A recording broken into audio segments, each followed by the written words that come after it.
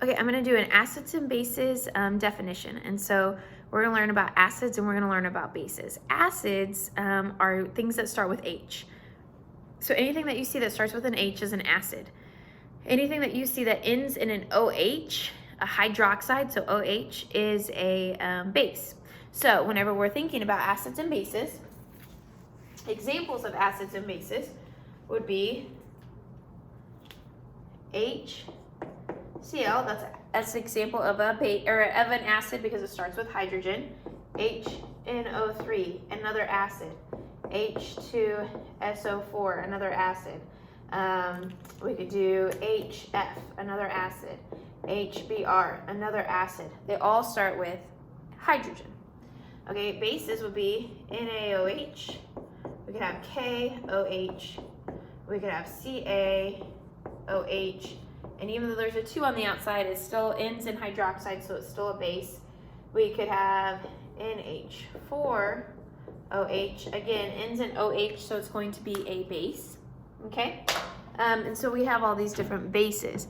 And so we have acids and we have bases. Acids start with H, bases end in OH. Okay? There's definitions in your notes of an acid and a base.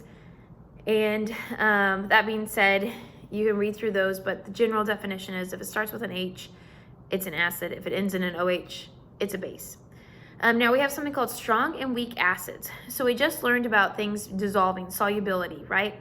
And so when something dissolves, the water molecules pull them apart and they exist as ions. And so strong acids strong acids and strong bases exist 100% as ions. That means if I drop them in water, they're going to immediately break apart into their ions and they're not going to be bonded in solution. Okay, weak acids and bases will ionize a little bit. That means that they'll break apart into some ions, but they actually stay together. Majority of them are not they don't get broken apart by water. And so that's why we call them weak acids, because they don't completely ionize. They don't completely break apart into their ions in solution. Okay, and so that being said, you need to know your strong acids and your strong bases. And so in your notes, you have the strong acids and strong bases listed.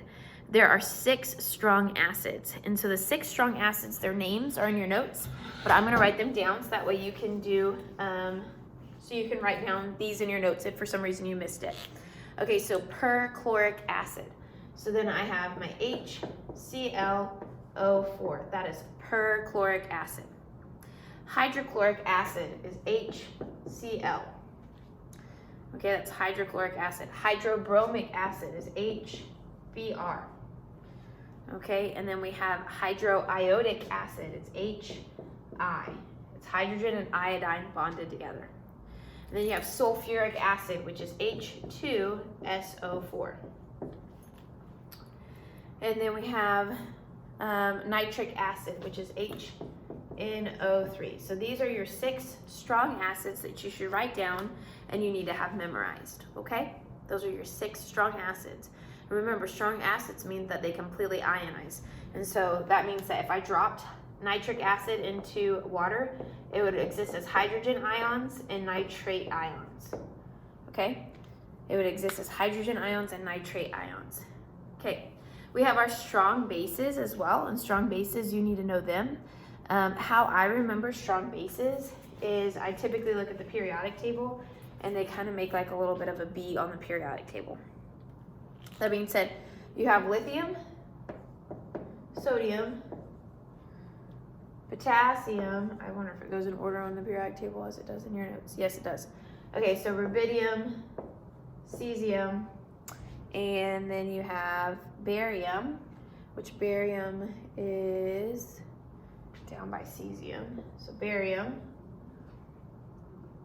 strontium, we're working our way back up to our B, strontium, and then calcium. So this is how they are on the periodic table. So if you're looking at the periodic table, so then hydrogen would be up above this, okay? And then we drop down, and then we have our other guys. We drop off when we go into the middle, okay? So this is kind of where it's at on the periodic table. Okay, but it forms a big old B. Y'all see how it's a big old B? So it's these guys either paired as an oxide or a hydroxide. So what does that mean? Well, lithium oxide would be Li2O. Lithium hydroxide would be LiOH. Okay, sodium oxide would be Na2O, and then sodium hydroxide would be NaOH. Potassium would be K2O, and then KOH. So these are your strong acids and your strong bases. Okay, and so these are your strong bases, forms a B, and then know if they're bonded as a hydroxide or an oxide, they're going to be strong, okay? So you need to have those memorized. So now then, that brings us to our next point, which would be properties of acids and bases. So acids, they are going to be corrosive. So if you think about like battery acid, it's really corrosive, and you can see it get corroded. You can see like batteries get corroded a lot of times, but they're corrosive. They feel watery. So if you touch an acid, it feels watery, and it has a sour taste. So an example of that would be a lemon. A lemon has a really sour taste, and a lemon is acidic. And so is like oranges and all of your citrusy fruits. They have citrus acid in them. And so that kind of hopefully gives you some examples. Vinegar also, and so you can think about the way vinegar feels. That's some of the acids that we can actually touch. Bases, they're going to also be corrosive. So both of them are corrosive. But bases feel slimy. Instead of feeling watery, they feel slimy. And then they have a bitter taste. And so a lot of soaps and bleaches contain bases in them. And so that can hopefully help you kind of figure out some of your household items that are more basic. And so how do we know if something's acidic or basic? We have something called the pH scale. And so the pH scale is what I'm going to teach in the next video.